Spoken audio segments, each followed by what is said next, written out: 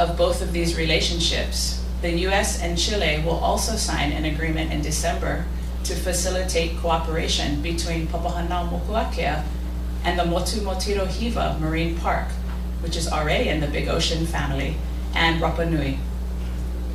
And this model is about to be exported.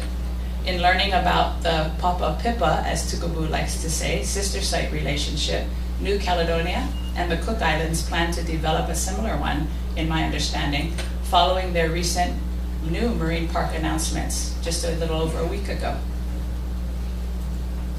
And there are really so many benefits of partnerships and being part of the growing network, the growing family of marine heritage and our learning network that Fanny and others are working very, very hard to create for us, who as managers focus on the day-to-day. So the program's work of bringing us together deliberately is very important work that we could never do on our own. So I'm just going to focus on 4, given the time, and that I feel most important. Oops. Yep. Yep. Sorry. It really fosters peer learning and relationships. So this relationship we have with Kiribati is a two-way street. We learn repeatedly and over again between each other. And it's probably the most critical for us as managers, enabling us not to feel so alone. It also develops and increases capacity, expanding this learning beyond the managers and to others who are involved in resource protection at our sites. Oftentimes, these gatherings are of the managers, but not the people actually doing the work on the ground. It's important to do that. It maximizes resources, either directly or indirectly, by identifying shared needs and hopefully splitting the effort or co-investing. And it amplifies success. It's hard to see what you're doing when immersed, like I said, in the work of your site, but adding up the cumulative effort amplifies success for us all, allowing the entire network of Marine World Heritage, and supports the work of those not yet designated, I think. Hopefully increasing the visibility of the work that we all do, each and every one of us in our own ways, to protect planet ocean. Mahalo nui, thank you so much for inviting me.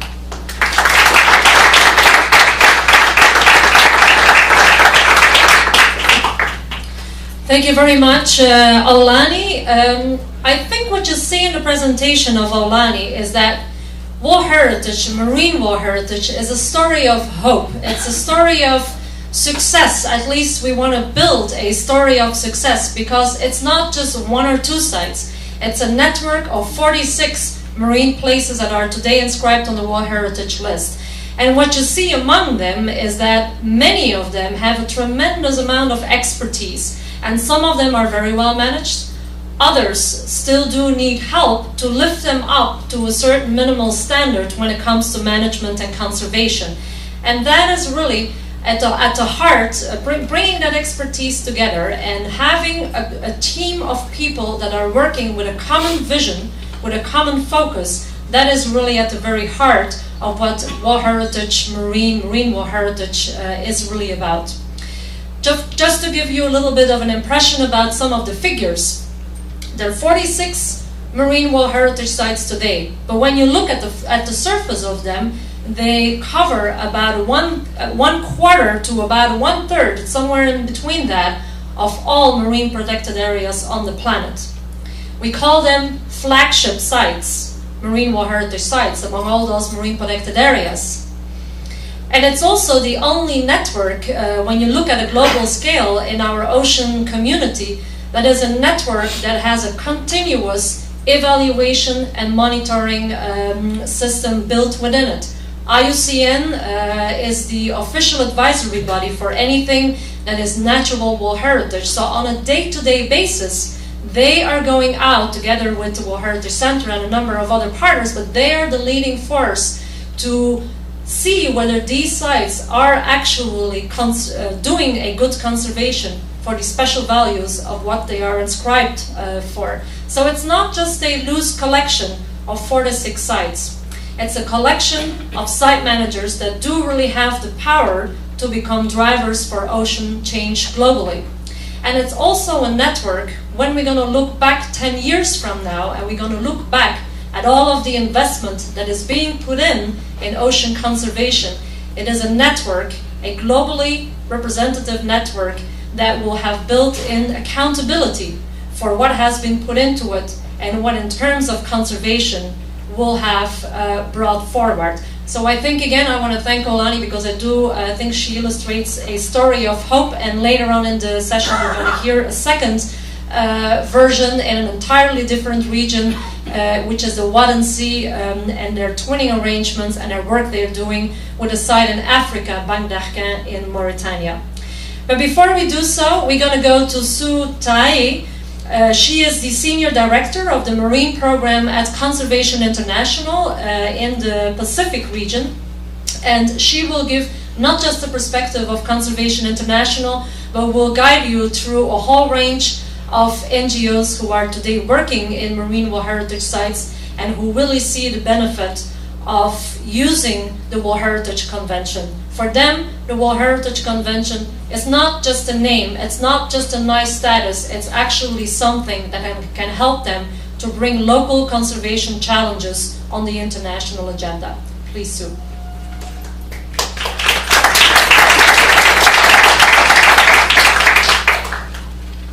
Malo Sefur, Talofa Lava. Those two ladies are a very hard act to follow, but I will do my best. Can I ask firstly, how many NGOs in the audience? Can you put your hand up? Cool. How many NGOs that have had something to do with the World Heritage Convention or a World Heritage site or about to? Not so much. Put your hand up higher, Randy Van. Well, it depends on how you define have something to do. Well, I hope my story today on a bit of a voyage through the Pacific might inspire you to have a bit more to do with World Heritage and with countries in your region, because we've found it for Conservation International in the Pacific and elsewhere, and I mean the Pacific most widely, the Pacific Ocean, a very satisfying relationship. Today I'm going to take you on a bit of a journey. Could I have a little bit more light up here? I can't see my notes at all. I'm almost completely in the dark. Before I start, how many people from IUCN in the region? And any from ICOMOS? Okay, I'm not going to touch on the role of ICOMOS or IUCN, and some people sometimes call at least IUCN an NGO or IGO. I'm not much interested in labels at all.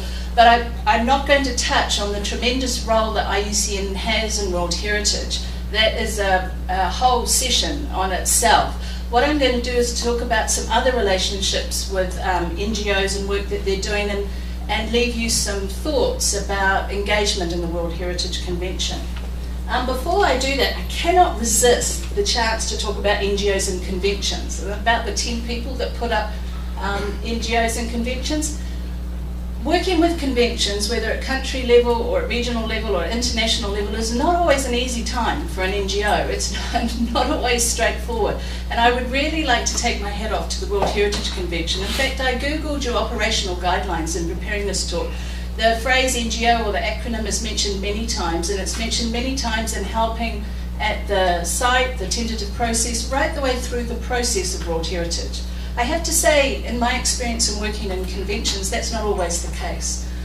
When I feel like a meeting is getting really bad in terms of trying to get something through or work something through, I have two flashbacks. One is to Monty Python and thinking of the People's Front of Judea and the Judea People's Front and wondering which one I'm in.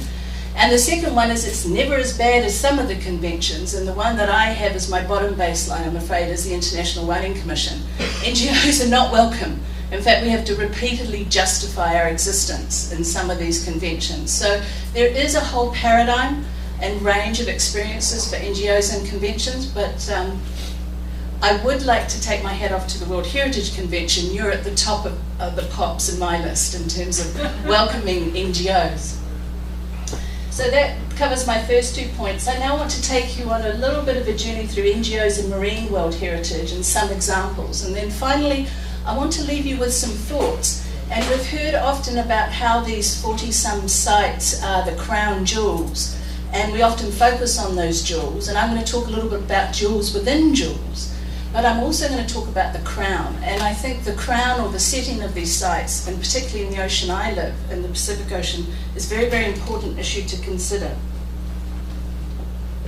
The first site I'm going to take you to is one that we've been involved in, the Eastern Tropical Pacific Seascape. Now, it has key marine World Heritage sites, the Galapagos Islands, Malpelo, Cocos. It has now, I think, 7 UNESCO World Heritage sites, 4 of which are marine. And they're definitely the jewels in the crown, but in developing at national level and at a regional level across the 5 countries of the Eastern Tropical Pacific Seascape, we've definitely found that these jewels are nested in a crown of wider management. Now, that is a two-way relationship, because the wider management both protects some of the outstanding universal value and the integrity of those jewels, but equally the jewels act as a magnet, fostering international attention and highlighting some of the real values of this region. So for Marine World Heritage in the Eastern Tropical Pacific Seascape, there are both jewels and there's both a wider country-based management network for those jewels and a regional one amongst the 5 countries that cooperate. CI has been working there for nearly 10 years, funded by the Walton Family Foundation. And in the early days of PIPA, together with learning from our sisters Papa, we also learnt from the nominations of Malpelo and Galapagos in particular. In fact, we probably would have had more sister sites if any of us in this part of the ocean could have spoken Spanish. So there's the map, sorry, it's a little bit out of focus. But think of those jewels in a crown called the Eastern Tropical Pacific Seascape. It is a nested part of how that piece of ocean is managed. And I think one of the earliest places where perhaps marine world heritage is considered in a wider context and as part of the management. I'm now going to take you over to the other side of the Pacific Ocean and briefly talk about New Caledonia. It was listed for its lagoon, the lagoons of New Caledonia in 2008. Many, many NGOs were involved in helping put this case together. WWF, CI, local New Caledonian NGOs, BirdLife. It was a real partnership to help pull the case. The piece that we were most involved in, together with WWF, was to do marine wraps. And this is an example in just one of the provinces of New Caledonia. We led a series of marine wraps. WWF led the one up in Zone 2. All of this information was inputted into the case made for the lagoons of New Caledonia. CI, in fact, and so does WWF and other NGOs, we're supporting and continue to support the process of World Heritage in New Caledonia and their lagoons. We're most active in 2 areas, in Province Nor, which I just showed you, and the island province. And now I want to dive a bit deeper into this jewel of New Caledonia. We're working at community level, provincial level, governmental level, and at state level. So just a quick dive into how we make this World Heritage Site a functioning reality. In the Islands province, there's an atoll in the Loyalty Islands, and we're working there for the implementation of participative management in Uvea Atoll. To do this, we're coming right down to a locally marine managed area approach. And in fact, Fijian colleagues that work with us as part of our CI network have been working in the Uvea site, building up an LMMA approach as a valid piece of the management at island level of this wider World Heritage Site. So think about nesting it up. There's not an exclusive relationship here. LMMA type approaches are being used to make this World Heritage Site real. That's rolled up to a provincial level in terms of science, management and information, and that's rolled up to New Caledonia's level itself. And then New Caledonia's done something quite exciting recently. Just in the Cook Islands at the Forum, it declared 1.4 million square kilometres as a commitment for its Coral Sea MPA. Now the World Heritage piece is largely here, to give you the context. And I'm not saying that New Caledonia will go for a listing for its whole EEZ, but they might do. I mean, they're now thinking about how that World Heritage Site nests into their wider EEZ management. So both from the smallest scale to their whole EEZ scale, and then they have an agreement with Australia about Coral Sea twinning. is showing that how World Heritage can slot in and be part of a country or a state's protected area arrangements, and in fact can inspire it at both a local level. The Australian community are very proud that they're part of the World Heritage scene for New Caledonia, right the way through to, I think, giving a place like New Caledonia confidence to committing what is a big piece of ocean real estate to conservation, to a coral sea in PA. It's very exciting times. I'll now briefly take you through to Pippa, one of my favourite spots that I've been associated for a while.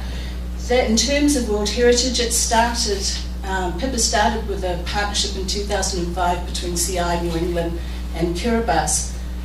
And you've seen this slide, you've seen how remote it is, you've seen how big it is. It has huge challenges, but it has not deterred Kiribati. It's a very large site, seamounts, globally important seabird species, very important islands. In fact, in the first iteration of the management plan, this country of only about 100,000 people has committed to full protection of more than 85% of all the island, coral reef, and nearshore and deep ocean out to 12 nautical miles as complete no-take zones. There's nothing of that scale in our region. Now they're doing the wider ocean zone. And just last week, in fact, Inote Tom committed the entire piece of Pippa to be completely closed off to industrial fishing. Pippa is a partnership. NGOs have been welcome at that table. I would like to echo my sister in many ways, Lani, to say that it was a process. We also, the process twinned Pippa's design and management planning with its World Heritage nomination.